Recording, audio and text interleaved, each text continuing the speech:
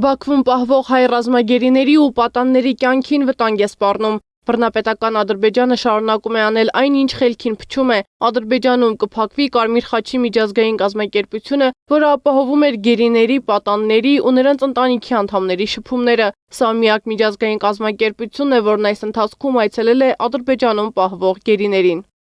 Սա ուղղակիորեն հայերի դեմ ուղղված գործունեություն է, քանի որ Կարմիր խաչը մեծամասամբ առաքելություն է իրականացնում հակամարտության մարդասիրական հետևանքները, ծանր մարդասիրական հետևանքները մեղմելու համար եւ ներգրավում է կոնֆլիկտային ռեգիոններում եւ Կարմիր խաչի միջազգային կոմիտեի հիմնական առաքելությունը կապված է հայ պատանդների պայմանների դիտարկման եւ նրանց մարդասիրական աջակցություն ցուցաբերելու հետ։